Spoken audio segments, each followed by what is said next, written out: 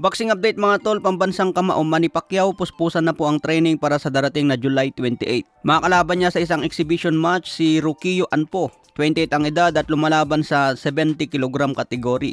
Isang black belt sa karate at may tangkad na 6-footer.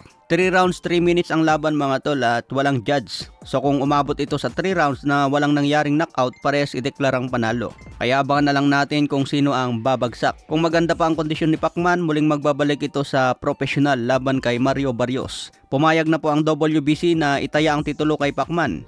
Kaya kung manalo si Pacman dito kay Barrios, maging WBC welterweight champion. Bagong history na naman ang magagawa ni Pacman, maging champion sa edad ng 45.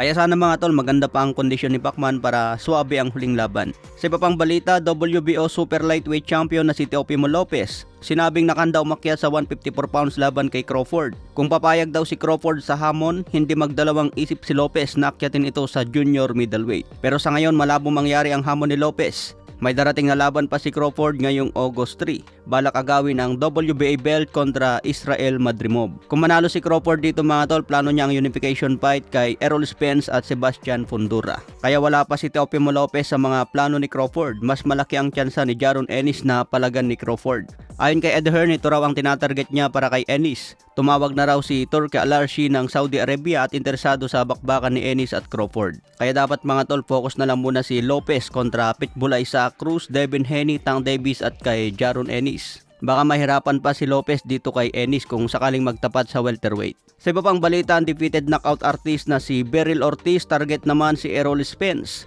Wala raw ibang hinangad na makalaban si Ortiz kundi si Spence. Umakyat na sa 154 pounds si Ortiz at may laban ngayong August 10. Kalaban niya si Serhiy Bohachuk na may kartadang 24 wins, 23 KOs, may isang talo. Malakas din ang Ukrainian boxer na ito at masusubukan dito si Berhil. Perfect ngayon ang kartada ni Ortiz kaya isang challenge sa kanya kung mapanatili ang 100% knockout ratio. Siyempre, mas mabigat na timbang ang 154, baka hindi na kayang tapusin sa knockout. May lakas pa naman ang kalaban niya. Kaya bakan natin ngayong August 10. Samantala, nagpahayag naman si Golden Boy Oscar De La Hoya. Interesado raw sa bakbakan ni Ryan Garcia versus Berhil Ortiz. Madali daw ito ikasa dahil parehas alaga ni De La Hoya. Pero isang taon pa ang suspension ni Ryan. Matagal ang bakasyon sa boxing. Pero babalik daw na mas malakas si Ryan Garcia.